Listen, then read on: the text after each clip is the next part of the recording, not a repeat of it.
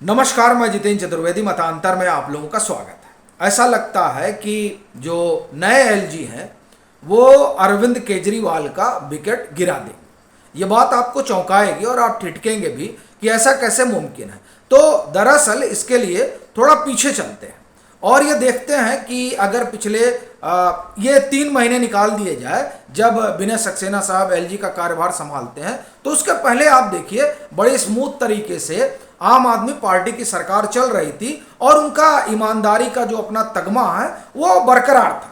चुटपुट खबरें होती थी लेकिन उन खबरों से इनकी ईमानदारी पर कोई धक्का नहीं पहुंचता था।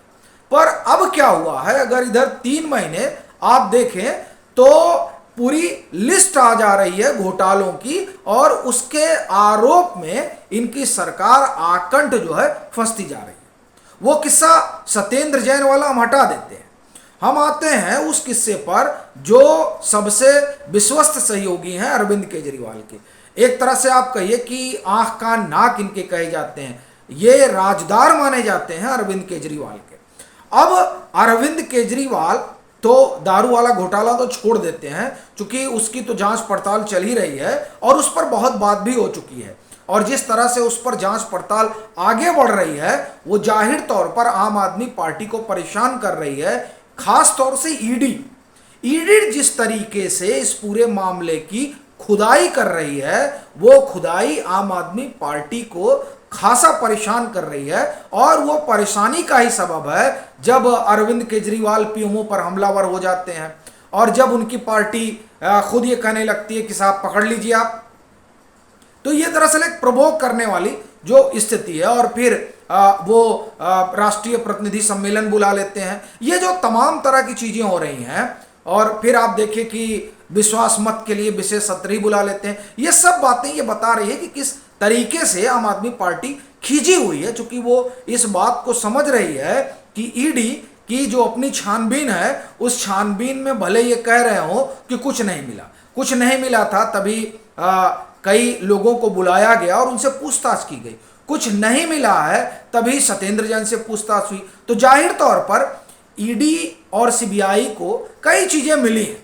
एक दूसरा मनी ट्रेल एक बड़ा हिस्सा होता है और मनी ट्रेल के जरिए बहुत कुछ चीजें पता चल जाती हैं। इस बात से अरविंद केजरीवाल वाकिफ हैं और मनीष सिसोदिया भी वाकिफ हैं, क्योंकि ये दोनों लोग अरविंद केजरीवाल तो खुद इंडियन रेवेन्यू सर्विस के अधिकारी रहे ही हैं और मनीष सिसोदिया भी वित्तीय मामलों के खासा जानकार हैं। तो ये दोनों लोग इस बात से वाकिफ हैं कि मनी ट्रेल वाले मसले में फंस जाएंगे बहुत बुरी तरीके से। और जिस तरह से हवाला कनेक्शन पर काम कर रही है ईडी, वो जाहिर तौर पर इनके लिए समस्या खड़ी करेगा। और अभी तो मामला सिर्फ मनीष सिसोदिया या आप कहिए कि इसमें शराब घोटाले वाले में है, और अब तो अमनतुल्ला खान वाला भी मामला सामने आ गया।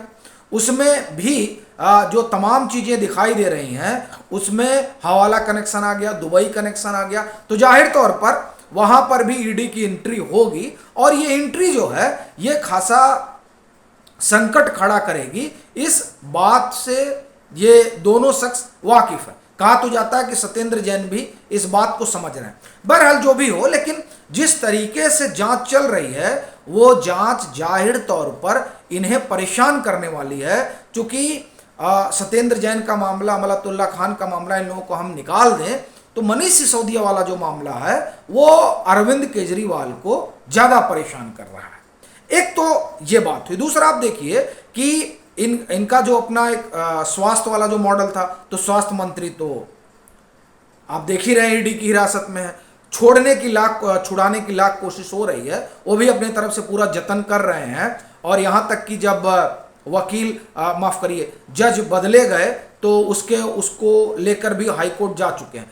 बहरहाल वो एक अलग मसला हो गया। हम लोग बात ये कर रहे हैं कि ये जो पूरा प्रोसीजर चल रहा है, इस प्रोसीजर में एलजी की बड़ी भूमिका रही।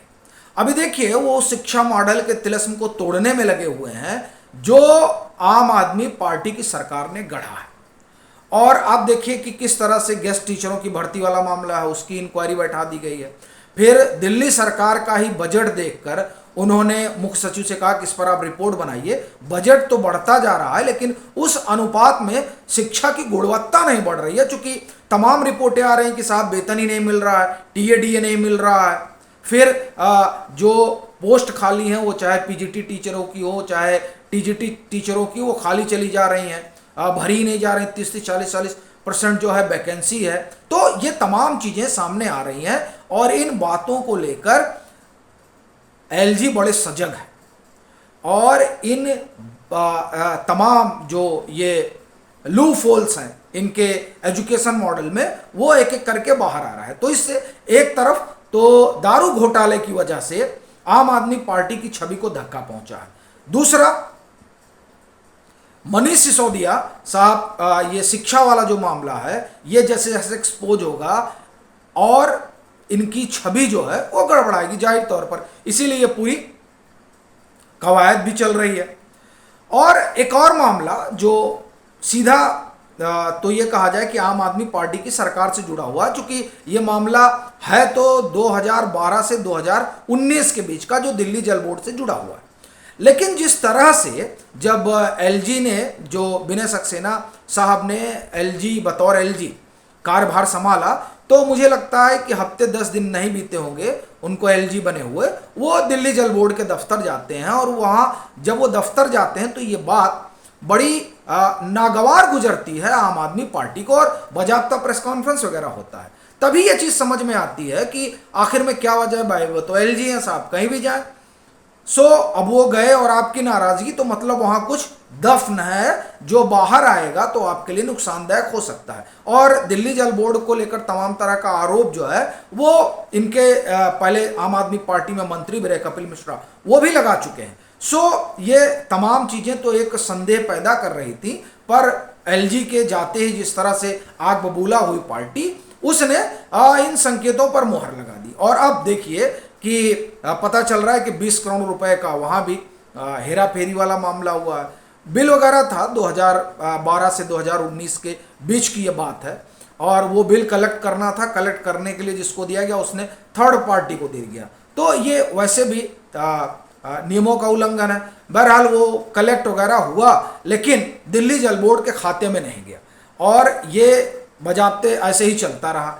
और अभी फिलहाल जो उसके चेयरमैन हैं वो मनीष सिसोदिया साहब, उससे पहले जैन साहब हुआ करते थे। सो अब ये जो पूरी चीज है ये आप कड़ी देखिए कि हम अगर जैन साहब को हटा भी दें तो मनीष सिसोदिया पर जिस तरह से घेराबंदी हो रही है, जाहिर तौर पर उनकी घेराबंदी सीधे अरविंद केजरीवाल की छवि को आहत करती है। और तब जब ये कहा जाता है कि विकेट गिरा देंगे तो ठीक बात है, उनके पास कोई विभाग तो नहीं है और वो फाइलों पर दस्तखत भी नहीं करते हैं, लेकिन जनता के बीच तो उन्हीं को जाना है, चेहरा तो उन्हीं का जा रहा है। तो जाहिर तौर पर जिस चेहरे पर और जिसकी कमीज पर इतने सारे आरोप के छींटे होंगे, उनके लिए वोट जुटा पाना सहज नहीं होगा। इसीलिए ये कहा जा रहा है कि एलजी जिस तरीके से एक्सपोजर में लगे हुए हैं उससे आम आदमी पार्टी के मुखिया की राह जो है वो बहुत कठिन जान पड़ती है। अभी के लिए फिलहाल इतना ही। अगर आप मतांतर से नहीं जुड़े हैं तो जुड़िए, वीडियो को लाइक कीजिए, शेयर कीजिए और अपने सुझाव जरूर साझा कीजिए।